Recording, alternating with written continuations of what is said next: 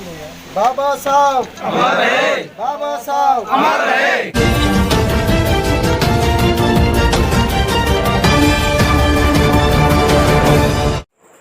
नमस्कार, आप देख रहे हैं बहुजन इंडिया न्यूज़।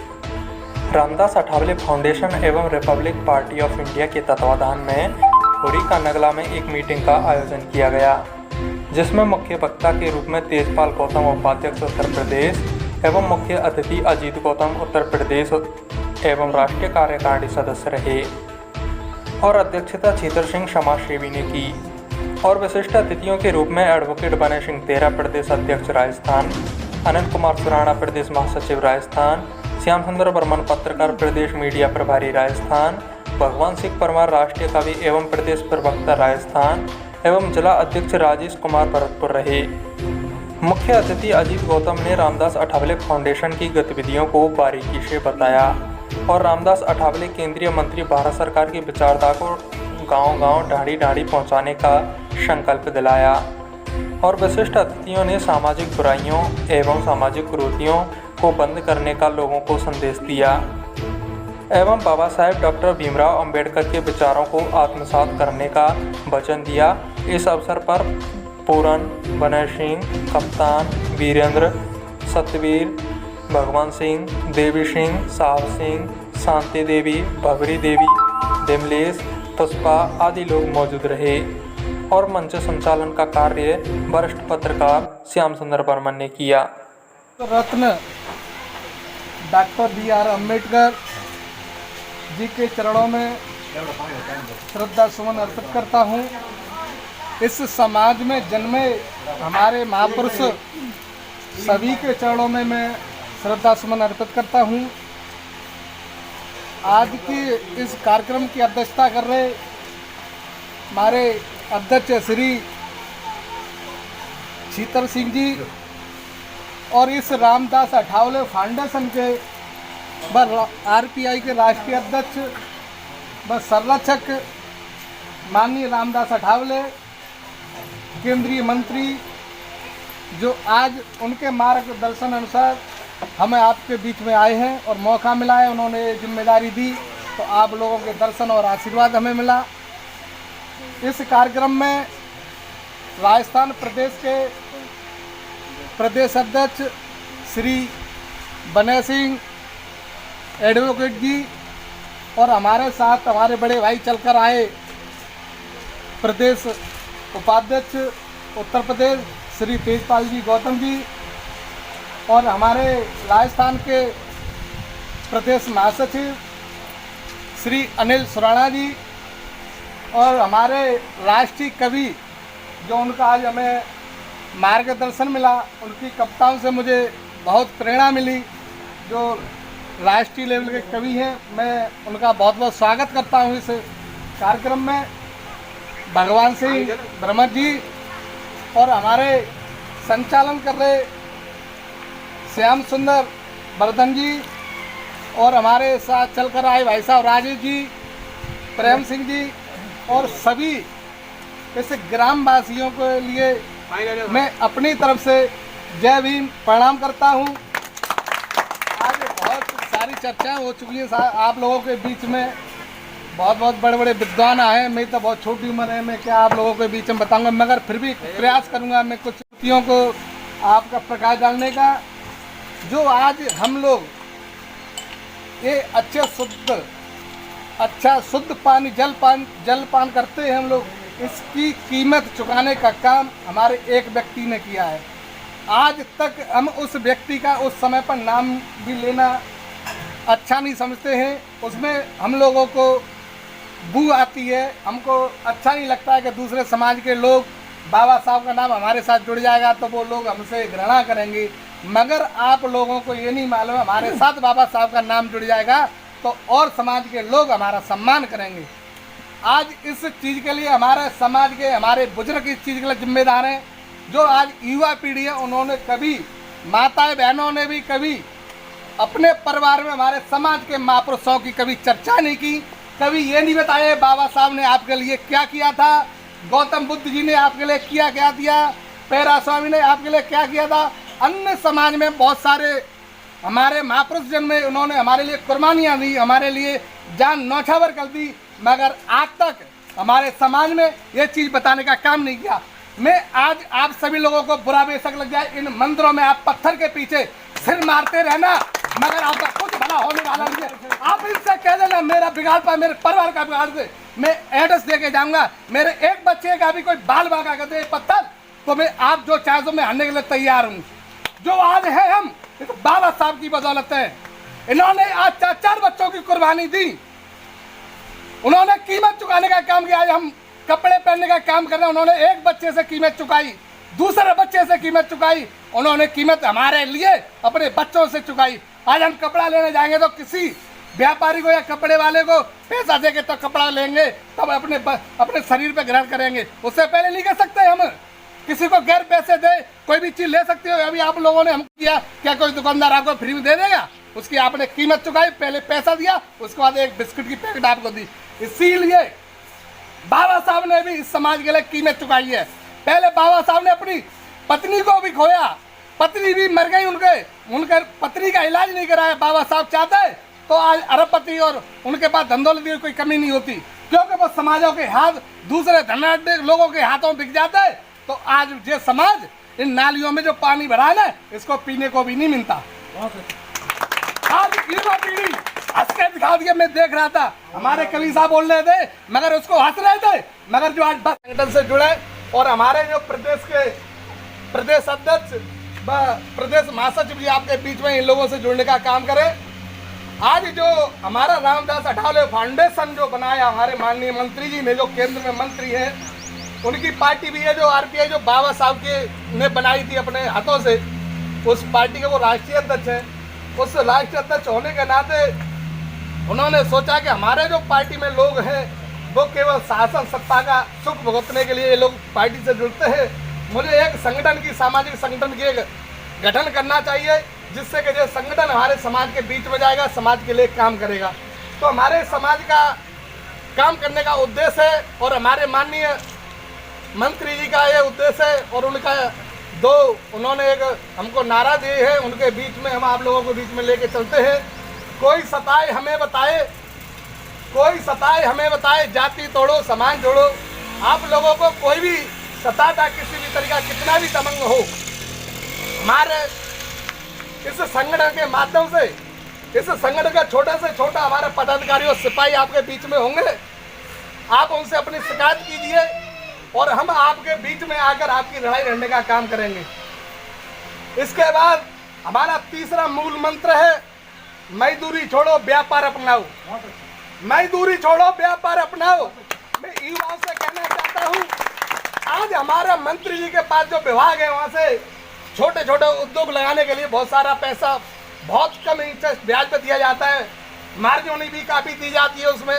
आप उससे जुड़े और अपने व्यापार करें। 10-10, 11-11 युवा, 5-5 युवा इकट्ठे होकर कोई व्यापार की तरफ मुड़ो, जिससे कि आप 5 लोग उस योजना से जुड़ेंगे। उसके बाद आपके 10 लोगों को मजदूरी मिलेगी, रोजी रोटी मिलेगी, वो अपने समाज के लोग जुड़ेंगे। और जो लोग हमारे समाज के लोग हैं, जो अपने लोगों का अपना व्यापार होता है अपने समाज के, वहीं से वो सामान खरीदने का कार्य करे, जिससे कि अपना भाई बढ़ेगा। तो अपना भाई बढ़ेगा तो कल किसी भी समाज वाले व्यक्ति में कोई भी परेशानी होती है, किसी की पत्नी बीमार है, किसी का बच्चा बीमार है, जब हमारे आपकी समस्याओं को नहीं सुनता है, 1 बार 2 बार आप कहते हैं, उसके बाद आप हमको अवगत कराएं, हम उससे बात करेंगे अपने मोबाइल नंबर से। उसके बाद ही बात नहीं मानता है तो हम आपके साथ चलेंगे उस ऑफिस में, उसका गला पकड़कर हम बाहर खींच के लाने का भी काम करेंगे। हम उनका सम्मान देना भी जानते हैं तो उसे जमीन पर चलाकर मानना भी जानते हैं, क्योंकि अधिकार हमारे बाबा साहब ने हमको दिए। हम अपने अधिकारों के तहत अपने अधिकार मांग रहे हैं, अपना काम करा रहे हैं। हम उससे भीख मांगने का काम नहीं कर रहे, वो हमें भीख देने का काम नहीं कर रहा। हमारे लिए जो गवर्नमेंट से योजना सरकार हमारे लिए भेज रही है, वो योजना देने का काम हमारे लिए करे। हमारे पास कोई दुख दर्द होता है, उसके तहत वो हमारी कार्रवाई करे, तो इसके लिए नहीं करता है तो मैं आपके साथ चलूंगा। उस अधिकारी का चाहे डीएम हो चाहे एसपी हो, उसका गला पकड़ने का काम पहले मैं करूंगा, उसको घसीटते हुए आपके बीच में लेके आऊंगा और आपकी समस्या हल कराने का पूरा प्रयास करूंगा। आप लोगों का सहयोग मिला तो मैं राजस्थान में आपको ये दिखा दिया जाएगा कि आपके बीच में बहुत सारे नेता आए होंगे और भाषण दे के चले गए होंगे। मगर आज मैं थोड़ी सी कड़ी बात आप लोगों से कर रहा हूँ, युवाओं से कह रहा हूँ। मेरा केवल मानना यही है, हमारे युवाओं आगे बढ़ेंगे तो हम लोगों को अच्छा लगेगा, हमारे बुजुर्गों को अच्छा लगेगा। जिला प्रदेश अध्यक्ष बने सिंह जी तेरा जाति छोड़ो समाज छोड़ो क्षेत्रीय सम्मेलन हुआ था और यहाँ खाना खाना भी हुआ था, सारी चीज़ हुई थी। तो मैं भी पर काम नहीं हो रहा है, समाज के लिए कोई ऐसी शिक्षा नहीं मिल रही है हमारे युवाओं को, लेडीज़ों को, बुजुर्गों को। समाज जो है छिन्न भिन्न होता जा रहा है। हम कोई विधायक बनने के लिए नहीं आए हैं, हम कोई राजनीति करने के लिए नहीं आए हैं, हम समाज में काम करना चाहते हैं। इसी वजह से हम रामदास फाउंडेशन से जुड़े हैं। हम हमारे सम्माननीय अभी तो हमारे एक दो अभी ये ज्ञान चला जाएगा, ये रिटायर होकर के आगे मान साहब और भी हमारे कई मान साहब में रिटायरमेंट होकर घर आ जाते हैं। अब उनका ज्ञान उनके साथ चला जाएगा। हम चाह रहे हैं कि इनका ज्ञान आप लोगों तक पहुँचे और हमारे युवा बच्चे बहनें ज्ञान लेकर के आगे बढ़ें। जब तक हम किसी से लड़ाई लड़ने के लिए हथियार हमारे पास कला नहीं सीखेंगे तो हम युद्ध कैसे लड़ेंगे।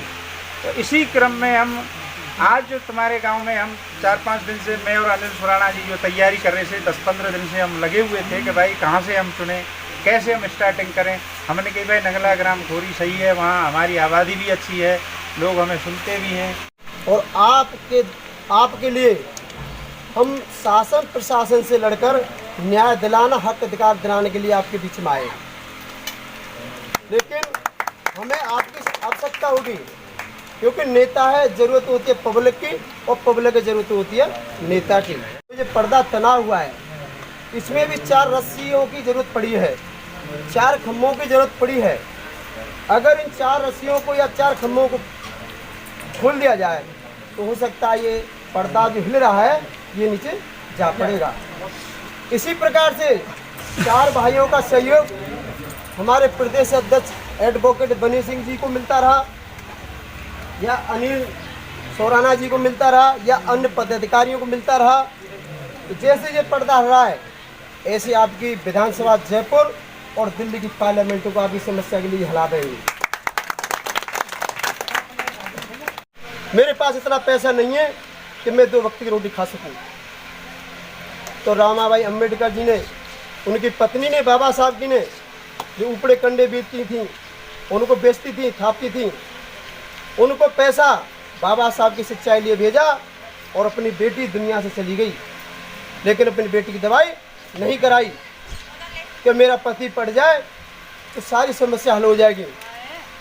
उसके बाद दामोदर अम्बेडकर जी बीमार होते हैं, उनका सबसे आगे मैं आती हूँ, तो उन्होंने स्वीकार किया भाई बात सत्य है। फिर इसके बाद ये कहती है कि मैं सबसे लंबी हूँ, मोटी हूँ, लंबी हूँ, तो उन्होंने स्वीकार किया कि बात सही है, बात सत्य है। अब ये उंगली कहती है सबसे बड़ी मैं हूँ, तो इन चारों ने मजाक उड़ा दिया, तू बड़ी कैसे हो सकती है।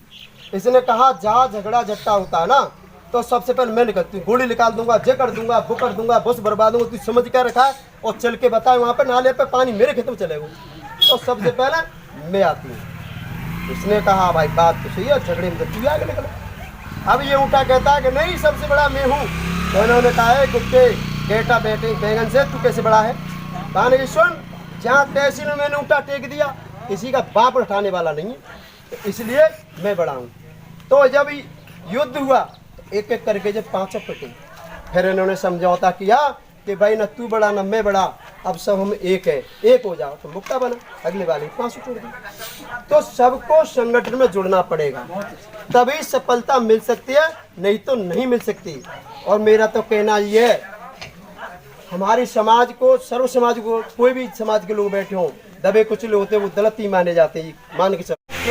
मसीहा भीम का नमन करूं, गांधी को जीवन के दान के दिवैया की, दलितों के छिड़े थे अधिकारों के दिवैया की, धन्य पिता मानव के ये जन्म में 14वें रतन। ये बाबा साहब माँ की 14वीं संतान। धन्य पिता मालों के जन्म में 14वें रतन, कोक धन्य हो गई है भीम बाई मैया की तन मन में बारू सब नैन सो निहारू आरती उतारू संविधान के रचैया शोषित इन दलितों की दयनीय दशा सदियों से शोषित इन दलितों की दयनीय दशा शोषण के आदियों को रहम नहीं आवतो और उन वर्णों के पुजारियों ने हमको अछूत कहा इनको फिर कौन पाठशाला में पढ़ावतो ये तो इन्हें ज्ञान कौन ये तो इन्हें मान कौन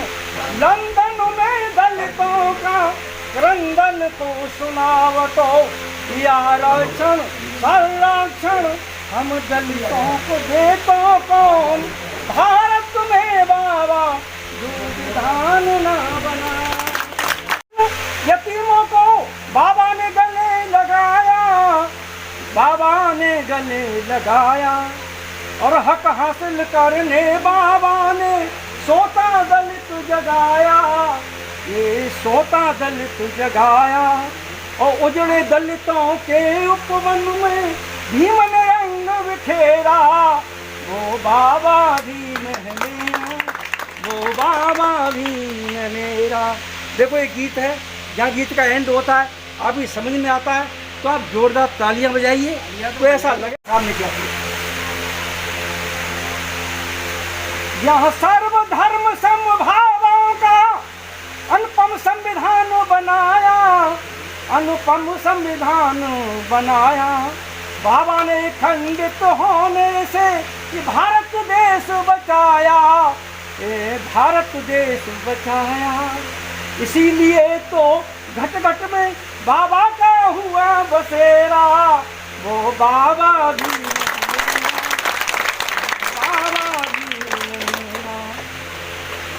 और देखिए बाबा सामने किसी धर्म ने जातवाद का किसी ने ऊंच नीच का किसी ने नारी को पैर की जूती बताया मनुस्मृति में लेकिन बाबा सामने मानवता का संदेश पूरे विश्व को दिया कि यह मानवता का भीमराव ने विश्व को पाठ पढ़ाया और विश्व को पाठ पढ़ाया इसीलिए तो ओबामा ने राष्ट्रपति अमेरिका का ओबामा उसने कहा था यदि बाबा साहब भारत की बजाय अमेरिका में पैदा होते तो हम उनको सूर के नाम से संबोधित करते हम उनको सूर मानते लेकिन आज विडंबना है इस भारत में बाबा साहब संविधान निर्माता की और प्रतिमा तक खंडित की जा रही है ये एक सोचने का खेद का विषय है।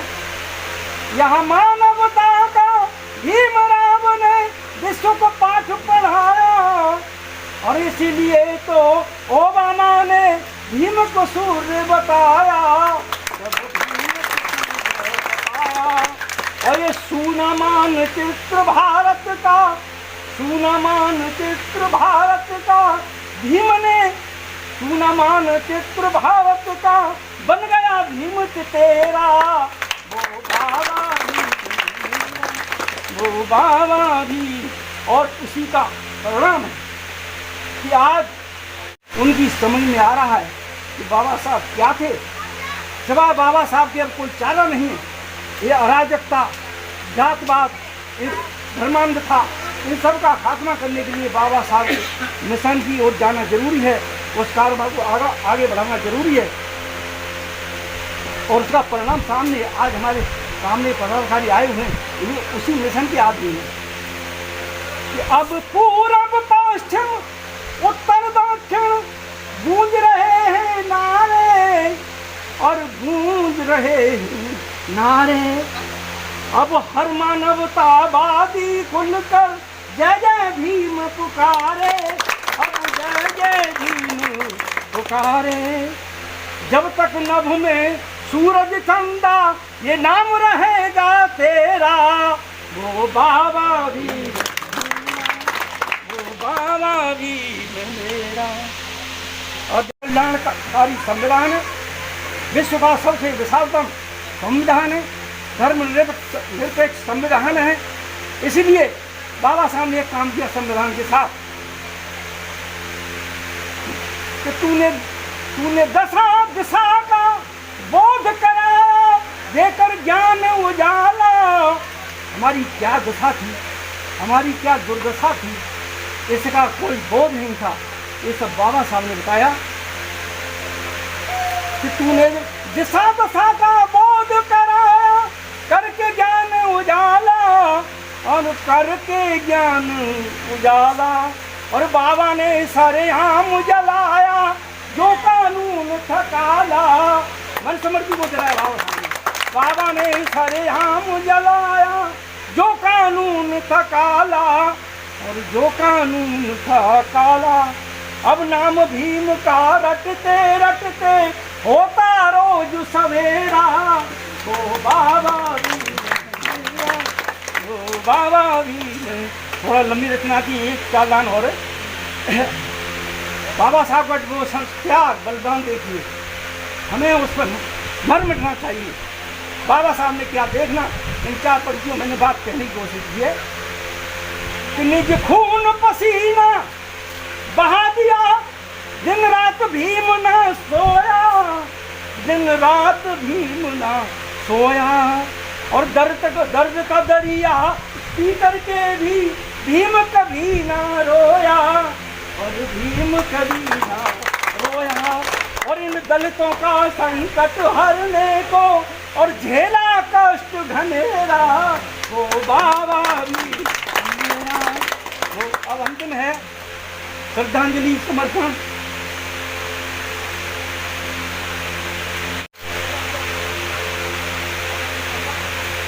अब कंठ रुंध रहा भावों से, श्रद्धा से दिल भर आया, श्रद्धा से दिल भर आया। और आंख से आंसू छलक पड़े, तूने ऐसा लाड़ लड़ाया, तूने ऐसा लाड़ लड़ाया। और भीम चरण में शीश झुकाए, भीम बाबा का चेहरा। बहुजन इंडिया न्यूज़ देखने वालों से मेरी गुजारिश है कि आप इस चैनल को सब्सक्राइब करें तथा वीडियो को लाइक शेयर करें। धन्यवाद।